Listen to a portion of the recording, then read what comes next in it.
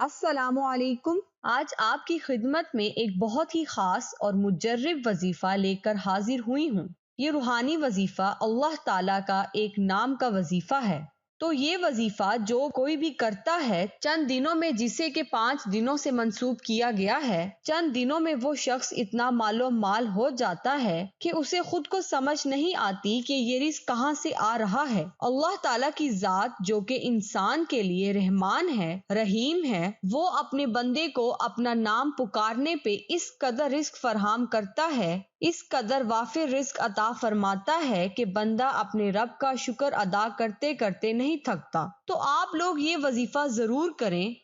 انشاءاللہ آپ کو وہاں سے رزق حاصل ہوگا جہاں سے آپ نے کبھی گمان بھی نہ کیا ہوگا۔ تو آپ کو میں آج کا یہ وظیفہ بتاؤں گی۔ تو ناظرین، اللہ تعالیٰ کا نام کا وظیفہ کرنے کے ساتھ ساتھ ہمیں پنجگانہ نماز بھی پڑھنی چاہیے، کیونکہ وظیفے کے ساتھ جو عبادت ہوتی ہیں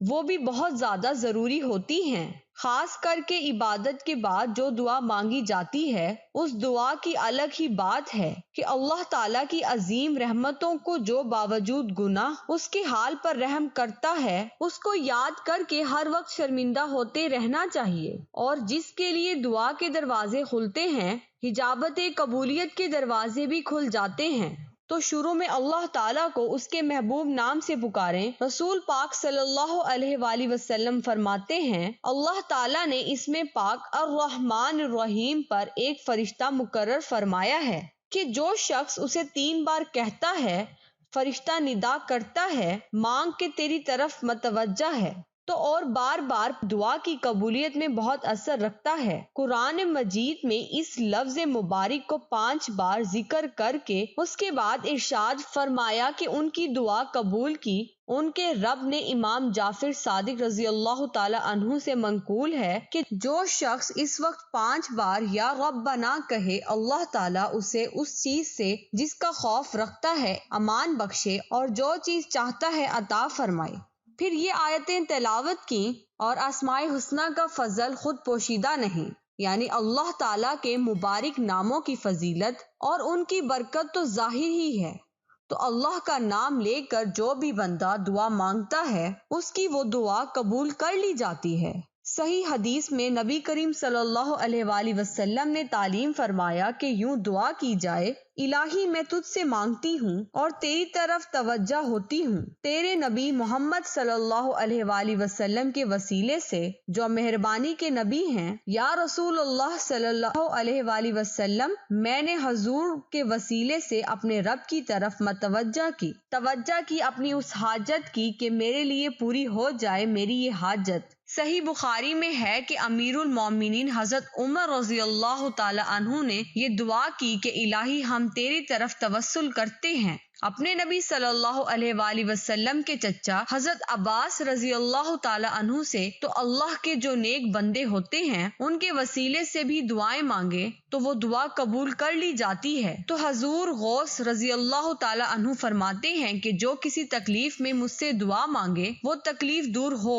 اور جو کسی سختی میں میرا نام لے کر پکارے وہ سختی دفع ہو، اور جو کسی حاجت سے وسیلہ کرے مجھے وہ حاجت روا ہو۔ اور فرماتے ہیں جب تم اللہ تعالیٰ سے سوال کرو تو میرے وسیلے سے مانگو، تمہاری مراد پوری ہو جائے گی۔ اور اللہ تعالیٰ سے مانگے، دن رات مانگے، ہتھیلیاں پھیلا کر مانگے، تو جو شخص انتہائی عاجزی و انکساری سے ہتھیلیوں کو بند کر کے اللہ کی بارگاہ میں سب سو رہے ہوں اور وہ سجدہ ریز ہو، تو جب اللہ تعالیٰ سے مانگتا ہے تو اللہ تعالیٰ اس پر رحمتوں کے دروازے کھول دیتا ہے، اس پر نیکیوں کے دروازے اس کے لیے کھول دیتا ہے، اسے اس قدر عطا فرما دیتا ہے کہ وہ بندہ خود حیران ہو جاتا ہے کہ مجھے کہاں سے اتنا رزق، اتنی فضیلتیں، اتنی برکتیں مجھے آخر کہاں سے حاصل ہو گئی ہیں۔ اور جو بہنیں بھائی اکثر پریشان رہتے ہیں، قرضوں میں جکڑے ہوئے ہیں، پریشانیوں میں گھرے ہوئے ہیں، قرضہ اس قدر ہے کہ بڑھتا ہی جا رہا ہے اور رزق ہے کہ آ ہی نہیں رہا، اور اگر کوئی کاروبار شروع کرتے ہیں اور وہ کاروبار چل نہیں پاتا ہے، یا کہ انہیں دولت چاہیے اور دولت نہیں مل رہی تو اب یہ ضروری نہیں کہ دولت، بعض لوگ یہ کہتے ہیں کہ دولت ہر وقت نہیں مانگنی چاہیے، تو دولت حاصل کر کے بھی انسان غریبوں کی مدد کر سکتا ہے، صدقہ کر سکتا ہے، خیرات کرے، تو دولت مانگنا کوئی بری بات نہیں، یہ اللہ تعالیٰ کی دین ہے، اسے اگر حاصل کر لیا جائے تو یہ کچھ برا نہیں ہے، تو اللہ تعالیٰ سے ہر وقت مانگتے رہو، اللہ تعالیٰ سے کثرت سے مانگتے رہو۔ آج جو میں آپ کے لیے اللہ تعالیٰ کے نام کا وظیفہ لے کر آئی ہوں، وہ آپ نے چلتے پھرتے پڑھتے رہنا ہے۔ 5 دن کے اندر اندر آپ کو اتنی دولت مل جائے گی کہ آپ کو یقین نہیں آئے گا کہ 5 دن لگاتار آپ نے یہ عمل کرنا ہے۔ نہایت ہی آسان سا عمل ہے، تو آپ نے اس عمل کے لیے آپ کو باوضو ہونے کی ضرورت نہیں، بس آپ پاک ہوں۔ تو آپ نے کیا کرنا ہے کہ جب بھی یہ عمل کرنا ہے، اگر آپ باوضو ہیں تو اس سے اچھی کوئی بات نہیں، جب آپ نماز فجر ادا کر لیں، نماز فجر ادا کرنے کے بعد آپ نے جب جائے نماز سے کھڑے ہونا ہے تو آپ نے چلتے پھرتے یہ عمل شروع کر دینا ہے، اور ایک دن میں صبح سے شام تک آپ سے جتنا ہو سکے آپ پڑھیں، اس کی کوئی تعداد متعین نہیں ہے۔ آپ صبح سے شام تک جب آپ کو ذہن میں آئے، جب یاد آئے، آپ اس کو پڑھتے رہیں، لگاتار پڑھتے رہیں۔ پڑھنا کیا ہے؟ آپ نے پڑھنا ہے بسم اللہ الرحمن الرحیم، یا مالک الملک یا ذوالجلال والاکرام، یا مالک الملک یا ذوالجلال والاکرام۔ تو سامنے میں نے اسکرین پر یہ لکھ دیا ہے، یہ آپ نے لگاتار یہ پڑھنا ہے، یا مالک الملک یا ذوالجلال والاکرام، یا مالک الملک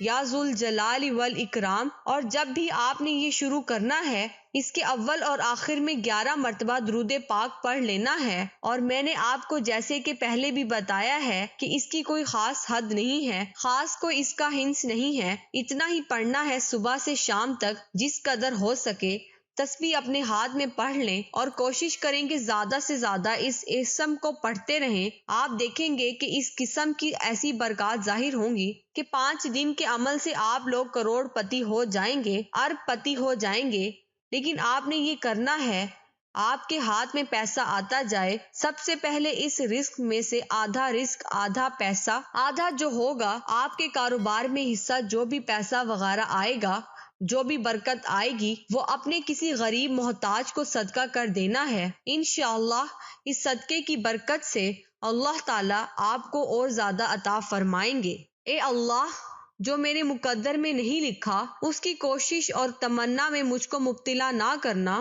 اور جو میرے تقدیر میں لکھ دیا ہے اسے میرے لیے آسان کر دینا، آمین۔ رسول اللہ صلی اللہ علیہ وآلہ وسلم نے فرمایا، بہترین اجر والا صدقہ یہ ہے کہ تم تندرستی و توانائی ہوتے ہوئے اس وقت صدقہ کرو کہ جب خود تمہیں مال کی ہرس ہو، تنگ دستی کا ڈر ہو اور خوشحالی کی جستجو ہو۔ اللہ پاک آپ سب کا حامی و ناصر ہو، آمین ثم آمین۔ اس چینل کو سبسکرائب ضرور کیجیے، شکریہ۔